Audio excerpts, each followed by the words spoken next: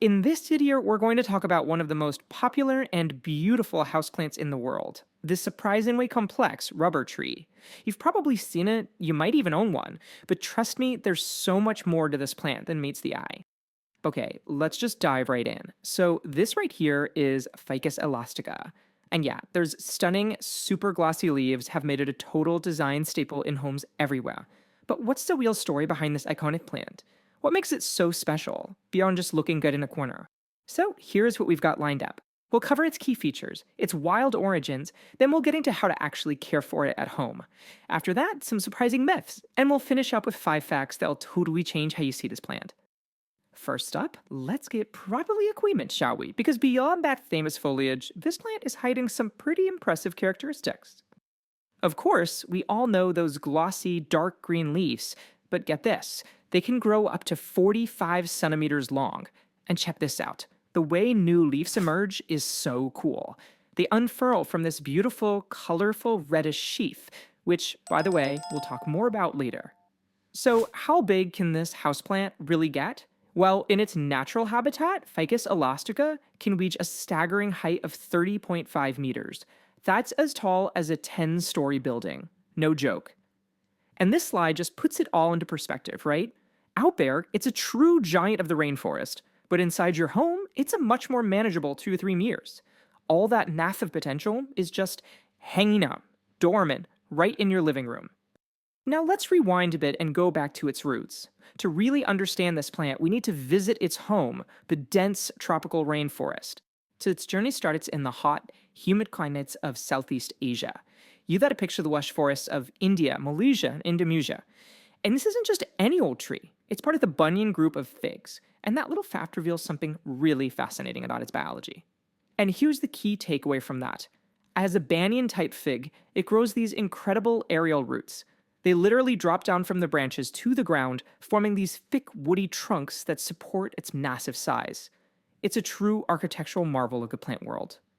Okay, so from the wild to your windowsill. In section 3, let's talk about how to keep this little piece of the rainforest happy and healthy right in your own home. You know, it's simpler than you might think. Just remember these 3 keys. First, light. It loves bright, indirect sun. Think of the filtered light on a rainforest floor. Second, water. Let the top inch or so of soil dry out before watering again. The biggest mistake is too much love. Overwatering. And third, soil. A standard well-draining houseplant mix is absolutely perfect. But what about its enemies? Well, the usual suspects for houseplants can be an issue. Pests like spider mites and mealybugs are easily handled with some neem oil. Root rot, its number one killer, comes from overwatering, so proper drainage is everything. If you see leaf spots, just remove the affected leaves and make sure the plant has good air circulation. Easy enough? Now for the fun parts. This plant has more secrets than you'd expect, so let's dive into the myths and meanings behind the rubber tree. This is a question I hear all the time. Since it's a type of fig, people always wonder, where are the figs? Does it even flower? So here's the big reveal. That beautiful red flower you sometimes see, it's not a flower at all. It's a protective sheath that a new leaf emerges from. The real flowers are tiny and greenish, and almost never appear on indoor plants, which, of course, also means no fruit. Mystery solved. Beyond its biology, the rubber tree carries a lot of symbolic weight. In feng shui, its round leaves are believed to bring positive, gentle energy into a space. It's often seen as a symbol of wealth, abundance, and happiness, which is probably why it's such a popular gift for a new home or business. Okay, now this is a really important warning. That milky white sap it produces, it is toxic if ingested by pets or people, and it can cause some nasty skin irritation.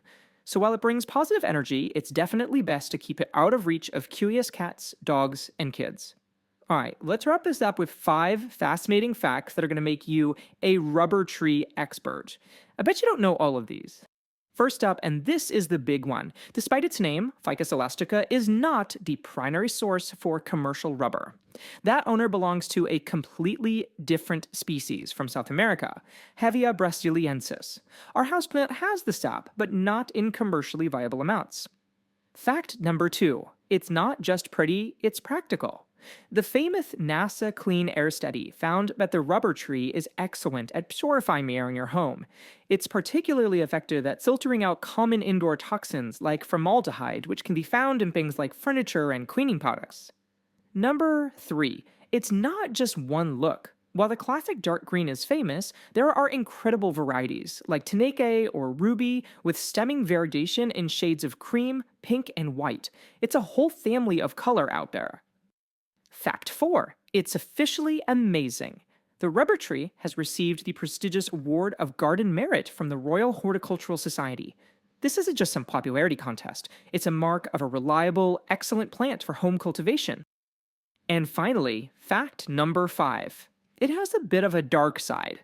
In some tropical places where it's not native, like parts of Australia or Singapore, this beloved houseplant can escape